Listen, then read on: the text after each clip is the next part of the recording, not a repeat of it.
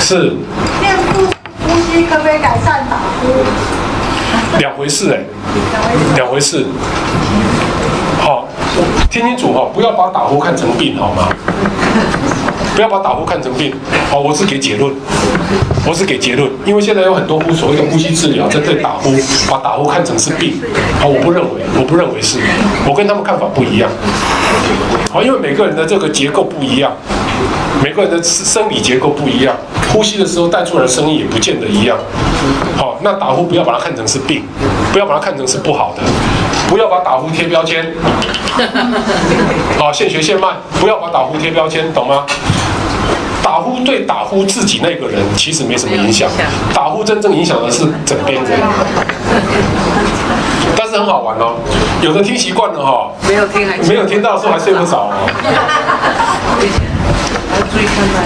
这样了解哈 ，OK， 好，有没有问题？好，请说，没关系，请说。如果练习那个腹式呼吸的时候，会有想要打哈欠。来，这么说好，来，我要先纠正你的这个问题，腹式呼吸不需要练。最自然的呼吸就是腹式呼吸嘛，你睡觉的时候在呼吸就是腹式呼吸，你本来就会，你干嘛练？没有，等一下，时候就会想要。等一下，腹式呼吸是最自然的呼吸，对吧？所以它不需要练。我的强调跟别人不一样哦，因为你本来要控制呼吸吗？对，我的意思控制呼吸是你把吸跟吐的比例拉出来，1:4。对呀，就是要把它拉到1:4的时候。对，那很简单。每2次就会想要打哈欠呢，那是为什么会这样？不，打哈欠在医学上的角度来说是大脑缺氧。对呀，我就是常常会有这样的状况。好，那大脑缺氧的时候，所以你必须好一口大的气进来了以后，好瞬间把氧气的供应增加，然后让脑部去运用嘛。OK， 好，理论上你要是练我们那种的所谓的正压式呼吸的话，打哈欠的情况会改善。理论上会改善。我自己觉得我的状况是都会觉得胸闷，然后很想大量的呼吸。不是你那种感觉，理论上只要按照我们上次强调的这样的去达到吸跟吐1:4就会改善。吸气，吐气用吹的。对。对，就这样子，慢慢来，慢慢来。你还没有习惯，你还在你的脑筋还可能还卡在我的呼吸形态对不对？听清楚了，你觉得最舒服，你觉得最自然的，就对了。这样懂吗？你会不会闻花香？对啊，可是当就这样子啊，在控制的时候，没关系，你可能还没有达到那一定的这个节奏，还没有适应，还没有适应。好 ，OK， 不急，好不好？好，请说。是。在练习呼吸这样子啊，是说要比较气场的时候，气进来会胀，是哪个地方充气？就是胸还是我们肚的？好，你看你又落入那个同样的问题了。跟你讲说用最自然的方式，你平常的呼吸的方式，我现在很简单，只要求你加吐气的时候嘴巴加压力就够了。你最自然的呼吸方式，吸照你原来的吸，吐气的时候嘴巴用滚呢就够了。你先不要说我这个气是吸到哪边，你的气当然是吸到肺嘛，怎么可能吸到肚子？我知道很多人的这个问题啦，大家。不是，可是学气功能不是这样子哦，真的了。我知道你们的问题所在哈，听清楚了哈。我今天是把所有的东西集合起来告诉你们的哦。我这个有生理学、有解剖学的基础哦。听清楚，我以前哦，我们有解剖过尸体的哦，我们对人体的构造是100%精准掌握的哦。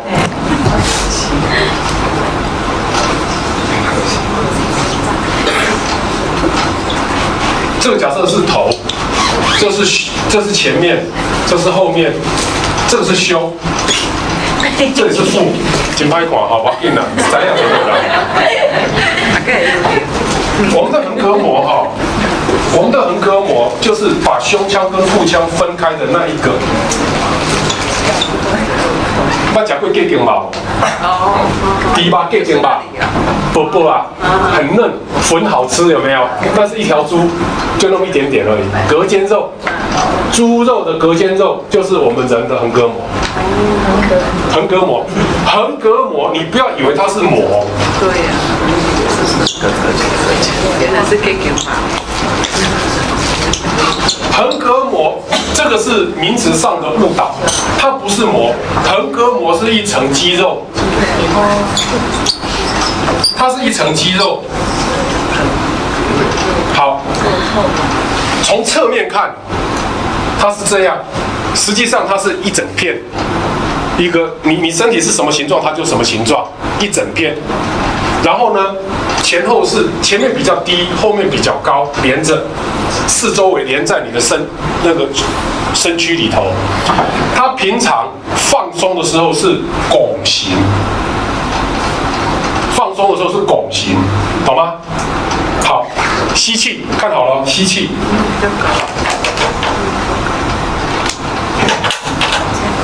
吸气的时候，它会收缩，就拉平了。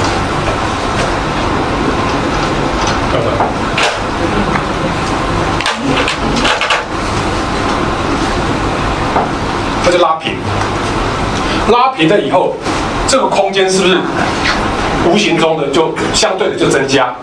增加以后，本来的大气，本来这边的空气，假设我们都是一大气压，假设这个时候是一大气压，这边是一大气压，所以气体既不进也不出，对不对？好，当你的横膈膜变成平的时候，这个空间是不是让出来了？所以这个一大气压会变成什么？比如说变成0.9大气压，压力会降低。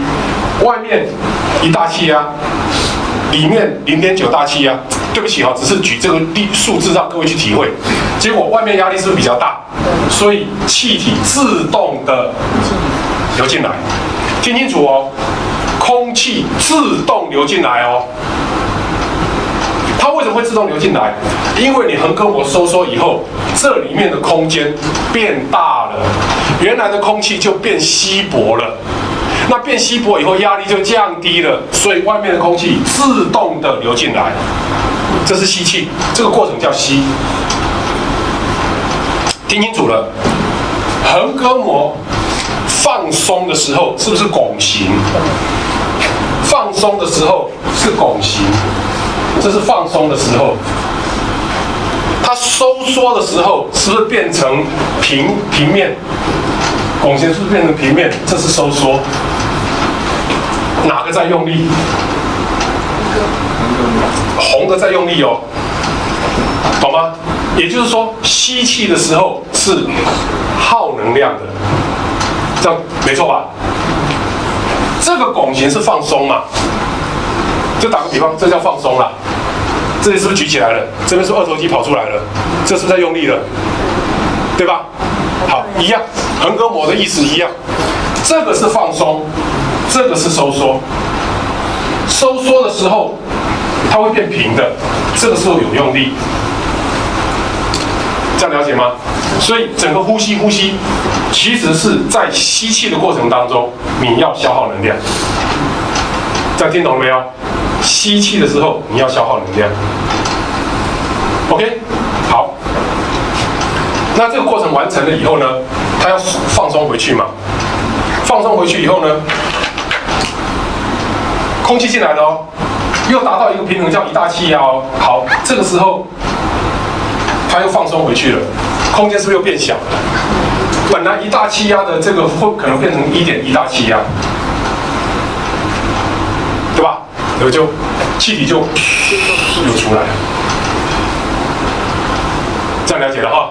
我用这样的一个比例，就把呼吸的生理过程，包括这个横膈膜的运动，就讲清楚了哦。那为什么叫做腹式呼吸？当你的横膈膜拉平的时候，是不是往下压？你这边是不是整副的哈睡在这里面？胃啦、肠啦，有的没的啦，肝胆啦，什么肾脏啦、子宫、卵巢，是不是都在这里？它是不是有一定的空间？当你这样子的横膈膜往下压的时候，结果这里的空间不够，所以肚子会凸出来。来，看好。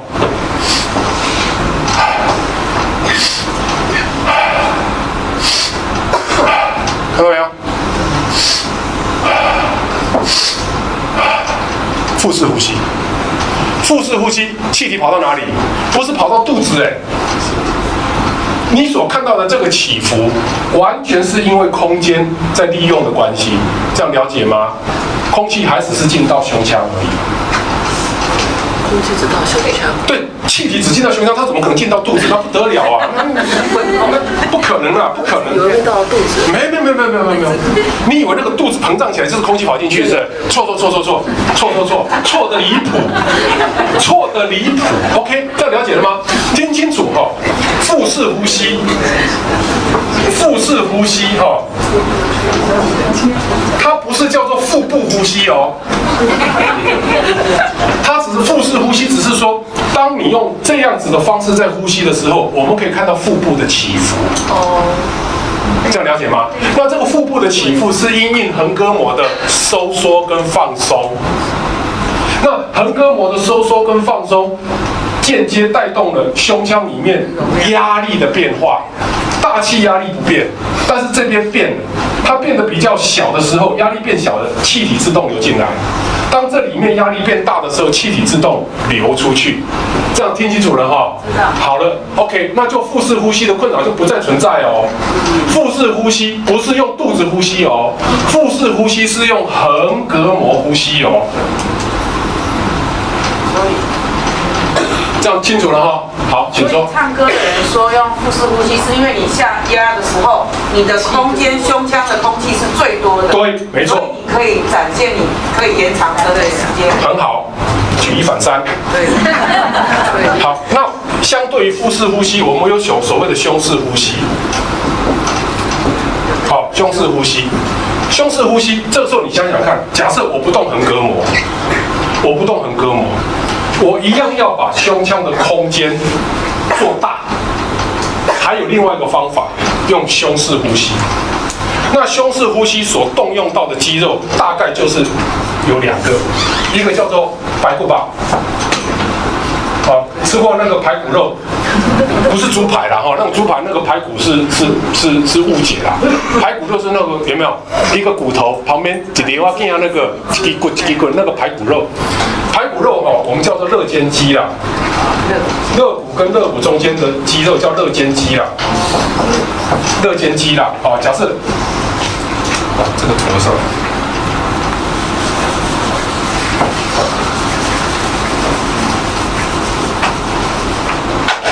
各位告诉你哦，医学系很简单念的，医学系没有你们想象中那么难，没错吧？我这样讲是不是大家都听懂？对啊，真的没那么难，不要误会了。也是这样解释给你。医生不乱搞，没有这个要自己体会。老师我要不懒，老师都是用那个幻灯片，那啪，你在下面打呼流口水，说梦话都没有人理你。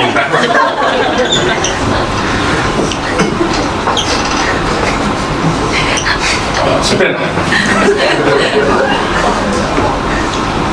这是肋骨，侧面吗？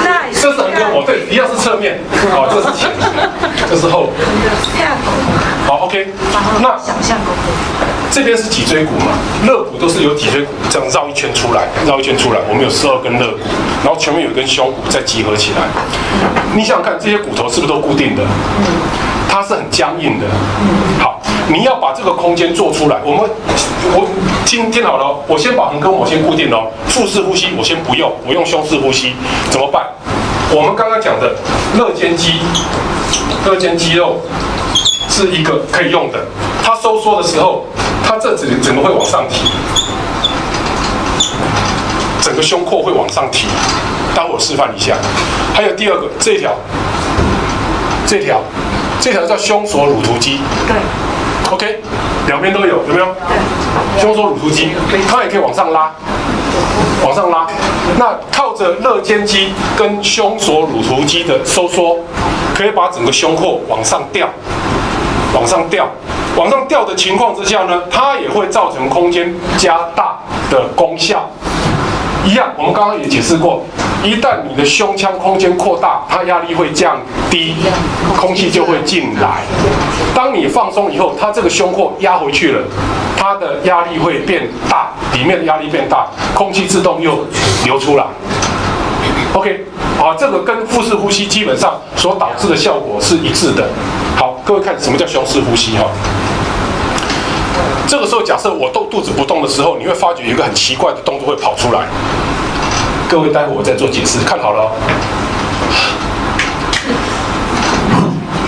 看好，看我肚，来，我先看好，差别差在哪里哈？腹式呼吸是有没有？吸气的时候肚子是不是凸出来？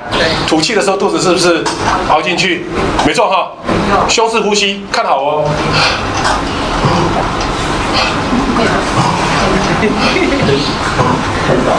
颠倒哦，有没有颠倒？有。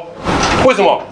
因为我横膈膜故意不动，我故意不动，结果我用胸式呼吸的结果，它这边压力是不是变小？这边进来，这边也会往上顶，我腹腔的压力也会往上顶。因为这里的压力变小了嘛，我横膈膜又不动嘛，腹腔本来跟胸腔压力平衡的啊，那它这边胸腔压力变小的时候，这边反而顶上去。再看一次哦。听过台语叫做大型溃串嘛？大型溃串，我们在急诊室假设送进来的病人，这种呼吸形态，吸气的时候肚子凹下去，吐气的时候肚子张起来，准备立刻插管，立刻准备插管，即使他还醒着。我们马上那个插管的东西就在旁边准备，他可能不到半个小时就立刻昏迷了，因为胸式呼吸非常耗能量，效率非常低，撑不了多久。大型溃串。那呼吸过那个叫什么症？呼吸过度症候群。是跟那个无关。呼吸过度症候群我们上个礼拜解释过，没关系，待会再重复强调一下，这样听懂了没有？看到了哈。胸式呼吸也可以拿来用，但是我们人体它一个自然的机制，它绝对是利用腹式呼吸。当你的腹式呼吸用不了，这里麻痹掉了，没力的，变胸式呼吸。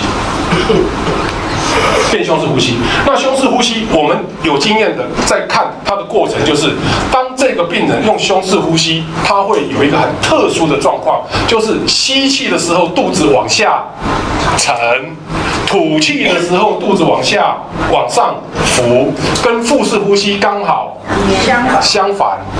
好，我们在医学上有一个很有名的名字叫。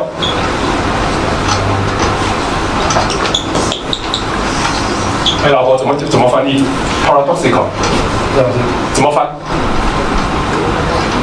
变异的，是不是？还是什么？特殊的，还是什么？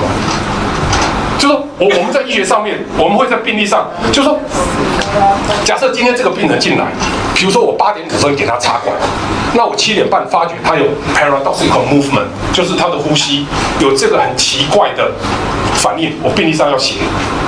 那我们怎么写？我们的医学上自己的这种通用的名词，你就给他写说他的呼吸产生 paradoxical movement， 我们所有的医生看了就懂了。因为正常的呼吸应该是吸气的时候肚子上，吐气的时候肚子下，它倒过来，吸气的时候肚子下，吐气的时候肚子上。这个在我们西医的一个名词，我们共通的一个全世界通用哦，那个叫 paradoxical movement， 完全变异的、完全相反的一个状况。好，那我们以前的老一辈人形容那种呼吸就叫大型溃串。好嘞，小心，很危险。即使他还醒着，小心，很危险，大概不到半天昏迷。因为他这样的呼吸撑不久，这样了解了没有？好，那个叫胸式呼吸。所以今天各位，你要想想看，我让你刻意去做胸腔呼吸、胸式呼吸，你做得来吗？你做不来啦。你看我刚做了短心，我现在一身汗呢。做这个动作有没有？你做几次试试看，屁股先哭瓜。为什么？因为动用到很多肌肉，但是效率很差。阳气有没有进来？有，但是够不够用？不够。反而腹式呼吸很轻松。好，肚子这样膨胀，靠横膈膜，单单靠一个横膈膜来达到所有的这种氧气的这个一个运作。马医师，那一般不是说年轻人都是习惯用胸式？没这种说法。听清楚，最自然的都是腹式呼吸。吹小号的时候要用胸式，吹小号。不是这么说好哈。来，有一种检查叫做肺活量检查，有没有？一台机器，然后有一根管子让你去吹。那我们在吹肺活量这个机器的检查的时候，我们最高的要求，我们希望做出最精准的结果的时候呢，我们希望这个受测者他能够同时动到他的胸式呼吸跟腹式呼吸。我们可以借着很精准的动作，把它胸式呼吸有多少百分比，腹式呼吸占它呼吸多少百分比，做一个很精准的掌握。这样听清楚了没有？也就是说，你可以同时把胸式呼吸跟腹式呼吸都做到极致，那个是你能够利用你的呼吸的最终的一个能力。这样懂吗？这样懂吗？那测量会不会不准确？假设你的这个掌握胸式跟腹式呼吸的这种美感你的技巧没有那么精准的时候，那个做出来的效果不好，那种理论不是很准确。因为只要一做就不会呼吸了。对呀，很多人这样子啊，去做那个呼吸机检查出来之后，又说他是 COPD 了，又说什么了，其实他根本没事，只是说要去做那个东西的时候，他正常的呼吸机制卡住了，没料啊。所以做那个东西不那么简单呐，常常会产生很多让人家很奇怪的，或者是误以为有病的结果出来。所以那个检验不要轻易的去做，那个要受过相当的事前的训练，它才能够做出我们要的数值。要不然那个东西出来会一塌糊涂，又会告诉你肺气肿了，又是告诉你慢性阻塞性肺病了，又告诉你什么了，一大堆啦。这我们常常碰到啊。他平常没事的去做那个检查以后，他全身的肺部，他肺部都是毛病，还有问题。好，刚刚提到的换气过度那是一种紧张。那紧张的时候，他呼吸会变得很浅。你快点，这打下去了。我们刚刚不是讲说呼吸要绵密长吗？有没有？还记得那个上次那个图形？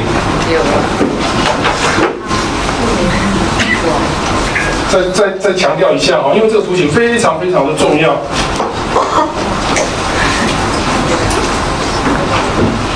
还记得这个叫做一个乙状图形。当你的二氧化碳被你透过呼吸这样1:4，呼吸变得很绵长，这样的一个过程，二氧化碳不容易被你吐出来，也就是说，二氧化碳会留在你的身体里面。所以这个时候，你的血液会变得比较酸，因为二氧化碳它溶解在水里面就叫做碳酸。各位，苹果西打啦，汽水打开是冒气泡，它冒的东西就是二氧化碳，这样懂吗？所以它那个叫碳酸饮料，这样了解吗？二氧化碳溶解在水里面形成碳酸，所以今天假设我透过呼吸的这样的一个控制，我让二氧化碳尽可能的留在身体里面，我的血液碳酸会增加。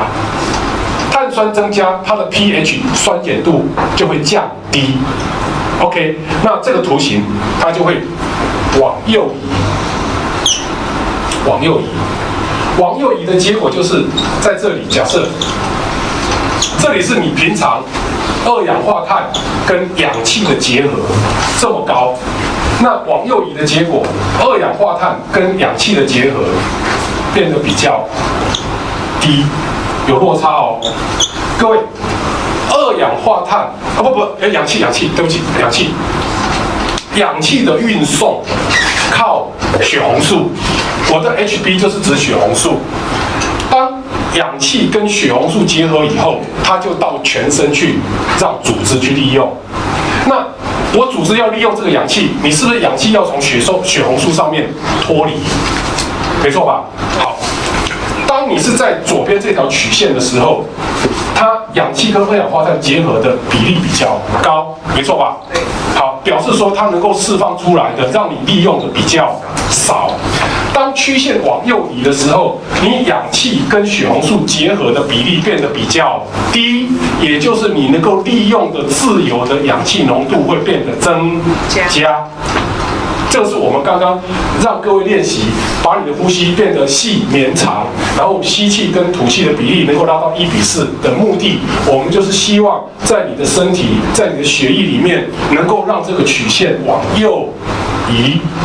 OK， 目前这样子的先搞清楚了，是不是呼吸变得慢，变得绵长，就有这种效果？刚刚讲的换气过度，是不是呼吸变得很急促？是不是变得很快？那我们刚刚讲，当你呼吸变慢的时候，二氧化碳是不是会被你留下来？倒过来说，当你呼吸变得很快的时候，二氧化碳是被你吐出去。二氧化碳吐出去了以后，你身体里面的碳酸自然也就减少，所以你的血液里面的酸碱度就会往上升。这个时候的图形就往左移。往左移，同样的，在同样的情况底下，氧气的结合是不是更紧密的跟血色素结在一起？听清楚哦，有没有氧气？有。在哪里？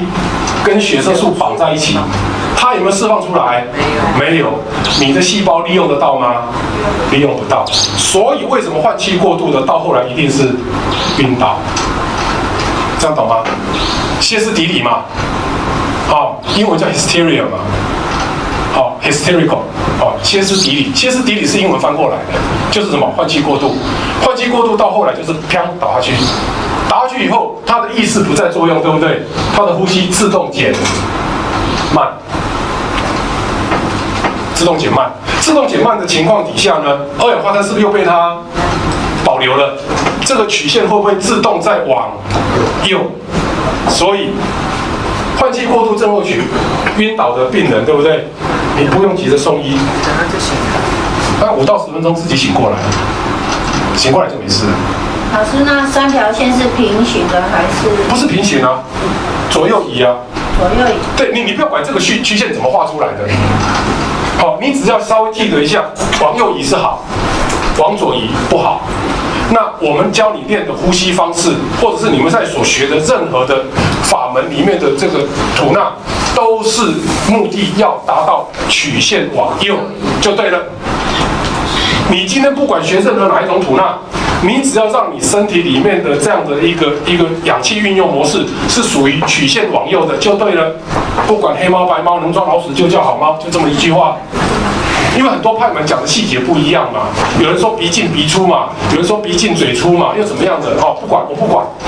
但是我们希望它能够达到的生理效果就是这个，这样了解吗？好，换气过度就刚好是我们今天要求的一个截然不同的相反的一个情形。好，所以你看哈，要教那一些换气过度的患者，避免在他发作起来时候晕倒，医生都会交代他什么？用一个袋子，塑胶袋或者是纸袋子，把那个口跟鼻罩住，有没有？罩住的目的是什么？你吐出来的气体是不是二氧化碳浓度比较高，再吸回去？吐出来再吸回去，而不是用空气在做交换，是你自己吐出来的气体在做交换。那你吐出来的气体氧气浓度相对低，二氧化碳浓度相对高，那你不停地把吐出去的再吸进来，吐出去的再吸进来，就无形中造成二氧化碳滞留的效果。那很多人会反问，那氧气不是也变得浓度比较低吗？对不起，摩擦。为什么？当你曲线往右的时候，氧气浓度基本上不是那么重要。它即使你自己呼吸自己吐出来的空气，好，明明是我吐出来的空气，氧气已经浓度降低，二氧化碳浓度提高，但是在被你吸进去的这个过程当中，好，即使氧气浓度略微偏低，但是它所造成的效果不影响，反而是二氧化碳浓度能够维持相对的高档的时候，它能够让你从这个曲线一直移动到这个曲线，然后那个症状就缓解掉了。这样了解了没有？好，这很清楚的把我们刚刚画的那个图哈，虽然有点挫了哈，不过让你知道一下腹式呼吸跟胸式呼吸，好过度换气，好，还有我们练的这个吐纳，好，然后它在氧气的利用上面，整体的一个包括我们今天讲的就包括解剖学哦，好，呼吸生理学，好，还有这些其他的一些细节部分，通通都带到了。这样了解吗 ？OK， 还有没有问题？好，没有的话，我们今天课程就到这个地方。好，谢谢各位。